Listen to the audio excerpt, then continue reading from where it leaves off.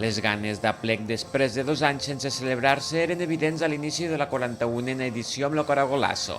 Alguns dels penyistes de les 106 colles presents aquest any s'han aplegat a la glorieta dels Camps Elisis per cantar el nou himne de la festa, composat per Veus.cat i la Moniatos Band.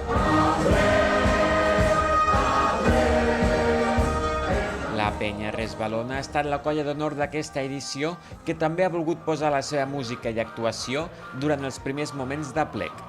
Sabem que el Caragolasso és un acte que cada vegada serà més important i la prova ha estat avui, i llavors nosaltres som una colla que ens agrada molt fer música en directe, que ho hem fet amb la segona cançó, però també forma part del nostre programa, fem un playback i llavors diferents collistes actuen el que abans es deia l'escala NIFI. Llavors hem volgut una miqueteta ajuntar-ho tot i que participés tota la colla. Per la seva banda, la periodista Maripau Huguet ha estat la convidada d'honor i ha reclamat damunt de l'escenari que aquesta festa sigui de caràcter internacional. Porto una colla d'amics que no han vist mai l'aplec. Són de Vic i d'altres llocs i els he dit que això ho han de conèixer. Aquestes coses de Lleida s'han de conèixer i ja ho deia abans, s'han de conèixer a nivell internacional.